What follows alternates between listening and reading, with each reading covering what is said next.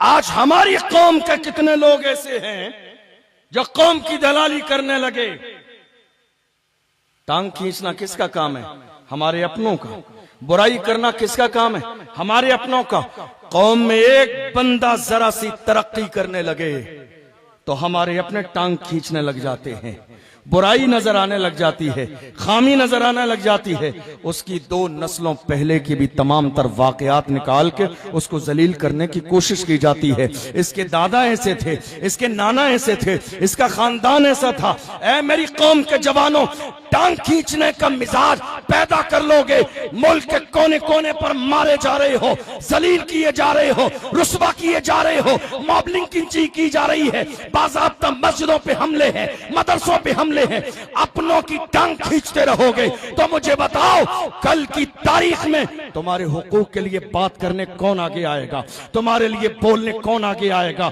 अपनी सारी सीने की कदूरत मिटाने के बाद में तुम्हारे दरमियान ना इत्तफाकी है, बराबर अपने सीने में बरकरार रखो, लेकिन बात जब कौम की आए तो एक हो जाओ, बात जब मिल्लत की आए तो एक हो जाओ, बात जब नामूस रिसालत की आए तो एक हो जाओ, बात जब मस्जिदों के तहफ्फुज़ की आए तो एक हो जाओ, बात जब मदरसों की बका की आए तो एक हो जाओ, बात जब बकबिल की आए तो एक हो जाओ, बासी और नासी की आए तो एक हो जाओ। जब हुजूर की शान में कुत्ते भौंकने लगे तो उन कुत्तों से चौराहे पे आके कहो कि मोहम्मद से वफा, तूने तो हम तेरे, ये जहां चीज है क्या लौह कलम तेरे। नारे तकबीर, नारे रिसालत, नामूसे रिसालत, मसलके आला हजरत, इश्क मोहब्बत, इश्क मोहब्बत।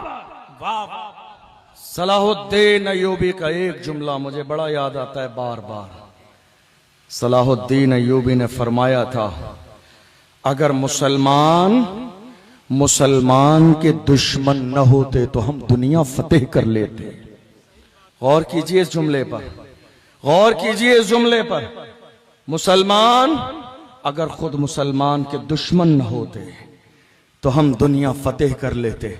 आज इस कौम को बुग़्ज़ खा गया, इस कौम को कीना खा गया, इस कौम को एक दूसरे का हसद खा गया, इस कौम को एक दूसरे की बुराई खा गई, इस कौम को एक दूसरे की टांग खींचने का अंदाज खा गया। ऐ मेरी कौम के जवानों, तुम कितनी भी कोशिश कर लो, खुदा ने जिसकी किस्मत में जितनी इज्जत लिखी है वो मिल के रहेगी। तुम्हारे गिराने से कोई गिरेगा नहीं, तुम्हारे उठाने से कोई उठेगा नहीं।